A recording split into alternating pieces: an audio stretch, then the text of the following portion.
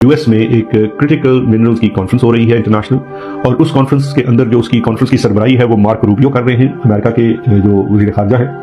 और उसकी जो शमूलियत है उसके अंदर जो बड़ा मुल्क शामिल है वो आपका पड़ोसी जिसे आप अपना दुश्मन समझते हैं, इंडिया है। The main reason I came was that there was a critical minerals ministerial which was convened by Secretary of State Marco Rubio.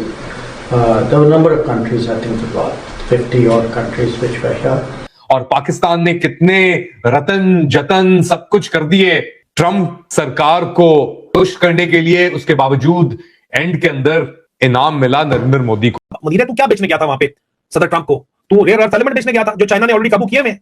India rare earth element सदर ट्रंप के साथ डील हो गई है उनकी, वो बेच रहा है। और इंडिया के अंदर तो रिजर्व ऑलरेडी मौजूद है ही है, लेकिन असल रिजर्व कहां पे है? वो अफगानिस्तान के अंदर है। क्रिटिकल मिनरल्स का सारा इकोसिस्टम अभी चाइना ने कब्जा कर रखा है। पैक सिल्का की मीटिंग थी, 20 कंट्रियां बुलाई गई, चाइना पार्टिसिपेट नहीं करेगा, चाइना पाक को मेंबरशिप नहीं दी, और हमारे भिखारी पाकिस्तान को भी नहीं बुलाया गया, तो ऑल देयर डिसलाइकिंग्स। तरह से हिंदुस्तान ने पाकिस्तान पर इकोनॉमिक वॉर यानी कि माशी जंग वन साइडेड शुरू किया है। किस तरह के इकदाम जिससे हमें नुकसान पहुंचाने की बहुत कोशिश की जा रही है। और इस वक्त जो पत्ता काटा गया है इस वक्त जर्नलों का, पाकिस्तानी जर्नलों का जिसका काटा गया है, और जो इनकी औकात है, इनको तो ऑर्डर आएगा कि रास्ता खोलो अफगानिस्तान का। इनका बाप भी खोलेगा, क्योंकि शहबाज शरीफ कहता है कि हम मजबूर हैं। मैं और फील्ड मार्शल कशकोल लेके जाते हैं और फिर पैसे मांगते हैं, कहते हैं मजबूरी बड़ी है, शर्म तो आती है लेकिन क्या करें। और उनसे कर्जा लेके मुल्क चला रहे हैं, आईएमएफ का प्रोग्राम चला रहे हैं, और फिर जब वो डिमांड करते हैं तो हमें सुननी पड़ती है। तो आईएमएफ का बाप तो जो अमेरिका है, जो ऑर्डर देगा तो सुनना पड़ेगा। दोस्तों, आज जियो पॉलिटिक्स का मैप बदल रहा है और इंडिया इसका सेंटर है। हमारे external affair minister S Jaishankar फिलहाल यूएस में हैं और एक high stake critical minerals meeting के लिए। ट्रस्ट मी, ये कोई रेगुलर डिप्लोमेटिक मीट नहीं है, ये बेसिकली आने वाले ग्लोबल इकोनॉमी का गेम चेंजिंग ब्लूप्रिंट है। इस मीटिंग का मेन एजेंडा है फ्यूचर टेक, क्लीन एनर्जी और वो रेयर अर्थ सप्लाई चेन जो कल की दुनिया को ड्राइव करेगी। ये वही रिसोर्सेज हैं जो डिसाइड करेंगे कि ग्लोबल पावर बैलेंस किसके फेवर में होगा। और इंडिया यहाँ सिर्फ एक पार्टिसिपेंट नहीं बल्कि एक लीडिंग प्लेयर बनकर नया अलायंस और ग्लोबल ट्रस्ट बिल्ड कर रहा है। लेकिन इसी बीच एक बड़ा कॉन्ट्रास्ट साफ दिख रहा है। पाकिस्तान कहाँ पर है? जब इंडिया ग्लोबल स्टेज पर स्ट्रेटेजिक कॉपरेशन और लॉन्ग टर्म स्टेबिलिटी की बात करता है तो पाकिस्तान की डिप्लोमेसी आज भी वही पुराने क्रेडिबिलिटी क्राइसिस और अनसर्टेनिटी में उलझी हुई है। दोनों कंट्रीज के अप्रोच में अब एक मैसिव गैप आ चुका है। देखिए, आसिम मुनीर का स्टेटमेंट कितना भी एग्रेसिव क्यों ना हो, पर ग्लोबल स्टेज पर सिर्फ टफ टॉक से काम नहीं चलता। आज की वर्ल्ड ऑर्डर स्टेबिलिटी और कंसिस्टेंसी मांगती है। एक तरफ पीएम मोदी की लीडरशिप में इंडिया ग्लोबल रूल सेट कर रहा है, वहीं दूसरी तरफ पाकिस्तान अभी भी अपना ग्लोबल रेलेवेंस बचाने की कोशिश में लगा हुआ है। इंडिया की इस एग्रेसिव ग्रोथ और यूएस के साथ बढ़ती स्ट्रेटेजिक बॉन्ड को देखकर पाकिस्तानी मीडिया का रिएक्शन वहां काफी ज्यादा इंटेंस है।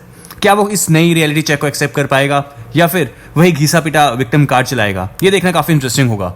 इंडिया अपना नैरेटिव क्लियरली लीड कर रहा है। आपको क्या लगता है, क्या पाकिस्तान कभी इस डिप्लोमेटिक रेस में कैचअप कर पाएगा? कि हम एक तश्तरी में क्रिटिकल मिनरल्स को बिछाकर सजाकर लेकर जाते हैं और एक तस्वीर छपवाते हैं कि हजूर ये देखिए, ये है rare earth minerals, critical minerals जो आपको चाहिए, हमारे पास भरमार है, लैंड लगी पई जैसा आपने दिखाई, तस्वीर बनी, ओ वाह, उसने कहा जबरदस्त। ऐसा मंजर नजर आ रहा था जैसे किसी जमाने में अफगान जिहाद के दौर में इस्लामाबाद पिंडी के रहने वाले जानते हैं कि अक्सर हमारे जो बेचारे अफगान जो पनागजीन होते थे वो कांधे पे कालीन डाले हुए सदर बैंक रोड उधर खड़े होते थे कालीन बेचने के अंदर। जो बड़ा मुल्क शामिल है वो आपका पड़ोसी जिसे आप अपना दुश्मन समझते हैं, इंडिया है।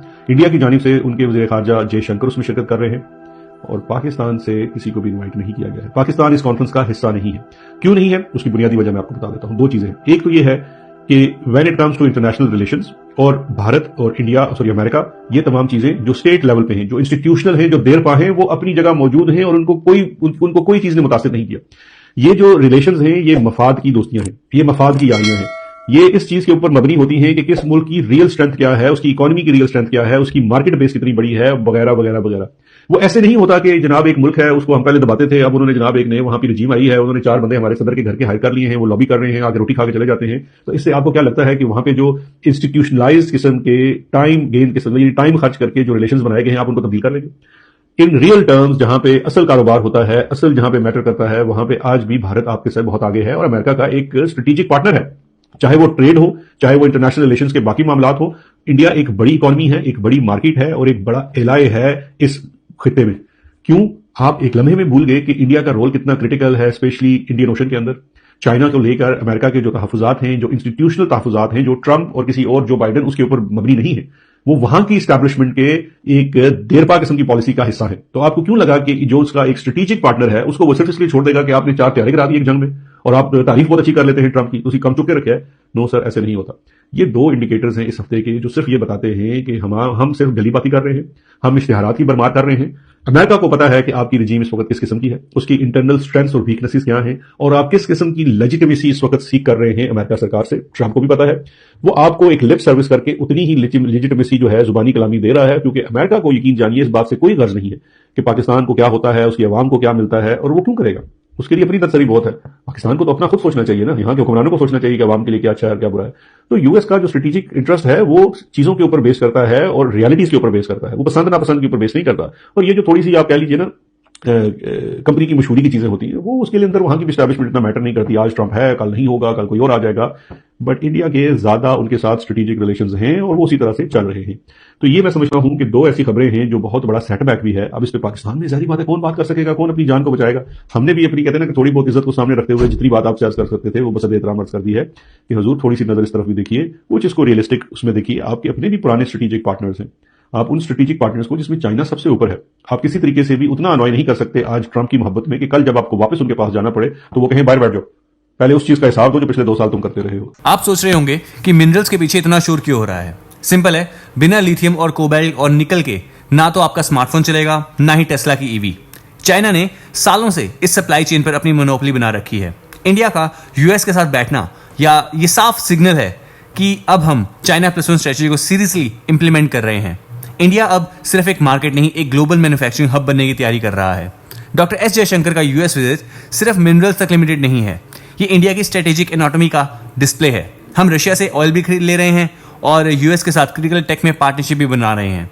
ये इस लेवल की डिप्लोमेटिक बैलेंसिंग पाकिस्तान के लिए फिलहाल एक सपना ही है। वहां के एक्सपर्ट्स और न्यूज एंकर्स अब खुले आम ये पूछ रहे हैं कि हमसे कहां गलती हुई। जब इंडिया फ्यूचर रेडी बन चुका है तो पाकिस्तान अभी भी अपने इंटरनल पॉलिसीज के से बाहर क्यों नहीं निकल पा रहा। ये शिफ्ट सिर्फ इकोनॉमी के लिए नहीं बल्कि ग्लोबल सिक्योरिटी के लिए एक बहुत ज्यादा इंपॉर्टेंट चीज है। इंडिया आज एक रिलायबल पार्टनर की तरह इमर्ज हुआ है। वेस्टर्न कंट्रीज को पता है कि इंडिया की ग्रोथ स्टेबल है और वहां के रूल्स फॉलो होते हैं। पाकिस्तान की रेंटेड डिप्लोमेसी वाली इमेज उन्हें आज पीछे धकेल रही है। आज का इंडिया किसी की साइड नहीं लेता बल्कि खुद अपनी साइड बनाता है और बाकी दुनिया को वहां इन्वाइट करता है। बॉटम लाइन ये है कि जियोपॉलिटिक्स में अब सिर्फ जियोग्राफी नहीं बल्कि जियोलॉजी और टेक्नोलॉजी का बोलबाला है। इंडिया इस रेस में काफी आगे निकल चुका है। आपको क्या लगता है, क्या क्रिटिकल मिनरल्स का अलायंस इंडिया को 2030 तक सुपर पावर बना देगा? अपनी राय नीचे कमेंट सेक्शन में जरूर बताइए। एंड अगर आपको वीडियो अच्छा लगा हो तो वीडियो को लाइक और चैनल को सब्सक्राइब करना ना भूलें। मिलते हैं अगले वीडियो में। जय हिंद।